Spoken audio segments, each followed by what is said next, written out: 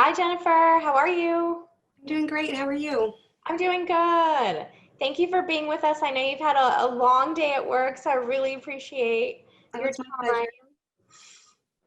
time. Jennifer, we're so excited to have this kind of casual conversation. I know it's so weird not being in the same room and getting to kind of share in that way, but it's COVID-19, and so we are keeping everybody safe and separated. Um, So I just wanted to maybe start as we kind of learn about you, and our volunteers and supporters can learn about you, is just to ask you, how did you find out about WISEPlace, or what brought you to WISEPlace? I was in treatment at Phoenix House last year, and several of the girls were being referred to WISEPlace upon their graduation. And I had planned to go to a sober living, but then my probation funding dried up at the last minute, and I had nowhere to go. So I went and I interviewed, and so I got in a few weeks later. And I was really happy that I ended up going there instead of the probation funded home, because it was closer to everything I needed, and the support was a lot better, I really believe. But that was how I found it. And I had a lot of friends there already. Um, yeah, so that's how I found it originally. Got it. So when you say there was a lot of support there, had you maybe heard about the services, or can you share a little bit more about how we were able to support? Well, we had the weekly employment meetings, and then there was also one-on-one employment time almost anytime you asked. So I was out there looking for a job almost every day, and even when I couldn't find a job right away, no one ever gave up on me. No one ever gave me a hard time. I just kept interviewing, and case management just had my back the whole time. I was given resume help. I was given help with my credit report, trying to get my financial wreckage in order, the things I hadn't looked at in a long time. I'm still getting help with trying to get my back taxes in order, my IRS help. Um, I was getting help with seeing a psychologist again, picking up where my last one had left off, and trying to get through with a new one. When I was sick, they brought in a doctor right away. They had a doctor come see me. I didn't have to go try and find one. They had my meds delivered, which was just amazing. So I didn't have to just try and navigate those things, which can be really difficult when you don't even know how to navigate the world sometimes anymore. And it really makes you feel cared about when all of those things are just brought to you. Oh, thank you, Jennifer. And we do care about you. And I think each and every person is so special, and the team, really embraces kind of our small but what's hopefully pivotal role in your journey. And so, I really commend you for taking advantage and really being engaged in all the services and all the wraparound support services that are offered, because I think it really makes a difference. And I love to hear that you're saying you're building on your credit and recovery and employment and counseling. Um, what do you think? So you're in recovery. Can you share a little bit more about that? Well, I was also excited when they started having smart recovery meetings every week. It's very hard and unusual to find smart recovery um, places. They just don't have a lot of smart recovery meetings, and most people don't know what they are. And it can be an add-on to AA and NA meetings. So I started dragging a bunch of the girls with me, because I said, there's a meeting here, we might as well go. I go to NA personally. I just took 18 months clean. But so I started getting the girls to go to the smart recovery meetings there with me. Um, and that, I don't know if they're still, I guess they're not still holding them, obviously, because of COVID. But one of the ladies that was running it, she was an alumni also. Yes, shout out to Kristen Zampa. Actually, yesterday was she celebrated her 9 years of sobriety, which started the first day that she entered into WISEPlace. And she's currently, she's one of my favorite people. She's on our board of directors, and she's phenomenal. She's phenomenal. So she's going to just light up to know, to see you on this and see you again. Yeah, Yeah, we did take a break with our Smart Recovery in person because of COVID, and we're actually starting that up again. It's just going to be via Zoom. okay. Mm-hmm. It was really great to know that I was also in a place that if maybe it wasn't directly a sober living, but it valued sobriety and it valued, and I had a lot of people that I was there with, obviously from Phoenix House, a lot of people that I'd go to meetings with. I was still doing my outpatient program at Phoenix House. So I was going there on Saturdays and several nights a week with several of the same girls. So I'd ride back and forth or walk back and forth. And we were also going to the same NA meetings together. So there was a lot of support with that too, and that was really nice. Yeah, so talk to me. I mean, you've done so much hard work. You know, you've put one foot in front of the other. I know that you wake up, I think it's 4 or 5 a.m. What time do you wake up to go to work? I wake up at 4. I actually wake up earlier now that I have a car than when I was taking the bus to work. But that's because I get up at 4 so I can be at work by 5:30 instead of getting on the bus at 5:30. So I can meet my boss at work. We walk her dog for 3 miles, and then we start work at 7:30. So I don't actually have to get up that early. I just do it because we want to walk, and that's the best time to walk. I wouldn't probably do it later. I used to walk a lot more when I was taking the bus places because I'd get a mile here and a mile there. But now that I have a car, this is the only time I'm going to walk. So Good for you. So in this time, you bought a car. Am I understanding that correctly? yeah, I started working in January and I bought a car in July. So I just Oh. saved and bought a car. And I'm still saving. So that's my goal. I don't really go out and do much, but I like to read and I like to watch my little videos on YouTube. So I like to save. Yeah, good for you. I mean, especially with COVID, I mean, it's kind of the way of the world. We can still connect, but it's, mainly through virtual. So, wow, good for you. I mean, I'm so incredibly inspired by you and proud of you. That is a lot of changes to go through to repair your credit, to seek counseling, to seek recovery programs, to be climbing towards that kind of second year of sobriety. Um, your new job and just hanging in there through all the changes through COVID. And I have to thank WISEPlace for my job because I got my job through a WISEPlace alumni. I met at a WISEPlace function who said if I couldn't find a job, she would give me a job in a week when she went back to work. And so I called her up and a week later she gave me a job. I could not find one anywhere else. And I've been looking, I've been interviewing, but I was on probation and I couldn't find a job. I'm off probation now though. I'm finally off probation. Did you say you're off probation? I'm off probation. Yay! Probation in June. That was great. That is great. Um, Amazing. so, but yeah, I've been working at the same job since January, and I never thought I could do telephone sales, but I can. So that's something new I learned. Yeah, you're natural. You're so genuine, and I can see how that would just kind of like radiate on the phone.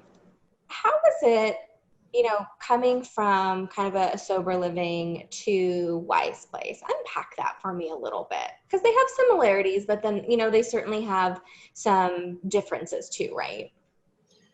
Well, I came from treatment, which was you couldn't go anywhere without a pass. And then I came to WISEPlace where, well, I guess a year before treatment, I was in jail where you couldn't go anywhere. And then you go to treatment where you can go somewhere without a pass, you can go outside, and so that's nice. And then you go to WISEPlace where you can go somewhere you just have to sign out. When I first got there, I was just like, wait, I can leave? Like I'm allowed to just walk out, like nobody's gonna stop me. I don't have to do anything. And so that freedom was pretty amazing. It's amazing to feel like an adult again, like an adult in charge of my life. That I don't have to tell someone, that I'm gonna go do this or ask permission to do it, I guess. That feels really good. It feels good that I've worked to earn that back. Yeah, we trust you, right? We trust you, and we serve adults, and we trust that we're going to kind of explain the program and opportunities. And I love that you engaged in so much of the resources because we do trust you. And, you know, we want you to live an independent life. Um, I didn't know how to live as an adult for my entire adult life. I didn't, for 25 years, or basically since I was 17 or 18, I'd just been using drugs. So I never really knew how to live as an adult. And so this was like pretty new for me. But I remember when I first got clean, I was thinking how excited I was that it was going to be like a whole new adventure. And it really has been a whole new adventure. so talk to me. I mean, it really takes so much discipline and working through trauma and really kind of digging deep and doing the hard work that you've done. But, you know, for you shared that for the majority of your life, you know, you were dealing with substances. So what changes? I think so many people want to know, you know, like what changed it for you? How did you make that turn? I decided I didn't want to go back to jail. That was a big one. Um, and I couldn't live the life I was living anymore. Like I couldn't go forward and I couldn't go backwards and I couldn't go up and I couldn't go down. And I couldn't see my way out of where I was. There was just like, it's not even about being at rock bottom, because you can be fine at rock bottom. You can live at rock bottom. But it was just the way I was living was untenable. It was just untenable. And I just didn't have any, I was just done. I was just done. You just have to be done. And I was done. And it's not like you still are just ready when you're done. But I mean, I had to still go to treatment. I had to still like go inpatient and be there for 90 days. And even then I still wasn't really ready to be let out. I still went to outpatient for a year after that. You know, I had to really be serious, and I had to really throw myself into therapy like twice a week. I had to go to a lot of meetings. I had to get a sponsor. I had to do a lot of stuff, but I just couldn't live the way I was living anymore. I was just done with it.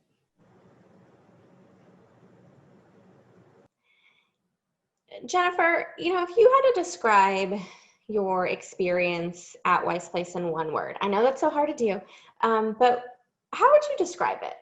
Because you've been through so much and you have rebuilt so much. And I'm just so curious how you would describe it. And I think I'd need two words.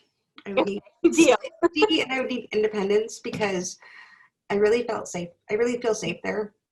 But I also feel independent. It's been a very safe place for me to land. It's been a very safe place for me to just have space to be out in the world again and have space to put my life back together again. And that, I guess that's one thing that I never thought I could do. It just seemed for many, many years that it just seemed like too much trouble to get clean and put my life back together again. Because when you just have so much wreckage, you're like, what's the point? Like, I've already screwed it up so bad. Like, there's no point in getting clean and trying to fix this. So having a safe place and having people that actually help you try and do that, that's really important. But I also feel independent because I'm not being coddled. So those two things, safe and independent. That is beautiful. And that is powerful, safe, and independent. So thank you for breaking the rules. Deal. Jennifer, I know I've said it, but I truly am. You've kind of taken my breath away. I'm just so inspired by you because you know, every day is not easy, right? And we both know that. But you have just shattered barriers and bureaucracy, and it's just been a pleasure to cheer you on and be by your side. Let's talk about your next steps, because you're doing so well. And your next steps are to, you know, physically move on from WISEPlace, right? Like get into your permanent home. You deserve that. You deserve your own place. And we, of course, will always be, you know, once in the WISEPlace family. You can't get rid of us, right? We're always there. We're a phone call away. We have alumni programming. The support services continue as you need them. But, you know, talk to me about your next steps, because I see you going down that path, and you've you've got kind of everything in place, right? You have income coming in, you're saving, you're working on your credit, you bought a car, you're going through the meetings, you're sustaining your financial freedom, your recovery. It's just, I see so much goodness as you rebuild. So talk to me about your next steps. What does that look like, and how does WISEPlace support you in that? Well, I would like to find a place of my own again. It's been many, many, many years since I've had a place of my own. Um, Orange County is pretty expensive, so I might have to get a room share, find a roommate. But hopefully maybe in Santa Ana or Orange or Anaheim, somewhere in mid-Orange County, I could find a nice 2-bedroom to share, or a studio of my own. That would be really great. And I know with the programs that WISEPlace has in place to help people get their own place started, that would be really great to get that help. Yeah, and can you kind of share a bit more about why that is meaningful for you? Well, it's really hard to get the first month's rent and deposit all put together, even when you're working and have money saved.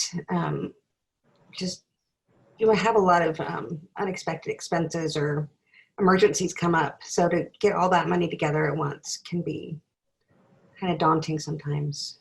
So that's a real gift.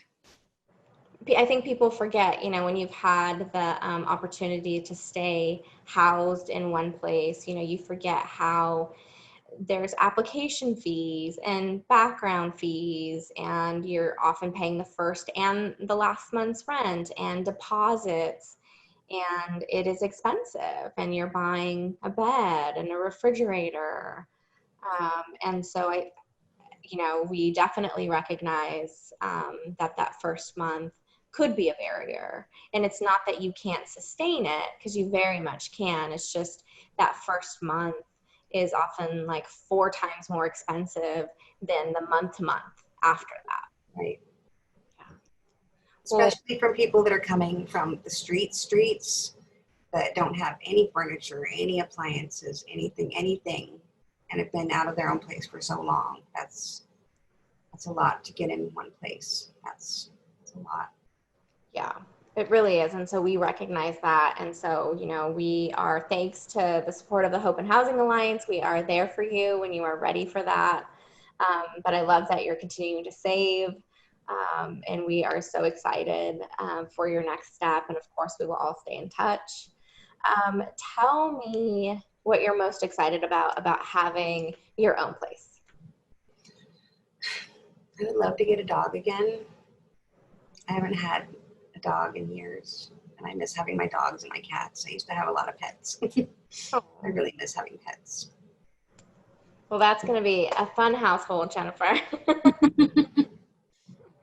Well, thank you again I know you've had a long day at work, and so thank you for hopping on this video chat with us. Thank you for sharing with our WISEPlace family about the program and how, you know, we've been a part of your life. Thank you for allowing us that opportunity to be a part of your life. And honestly, I know I speak for our whole community when I just applaud you so much.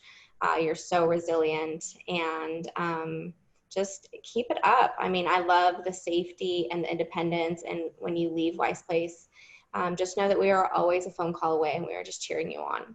Thank you for the opportunity and the help with everything. It's been a lifesaver.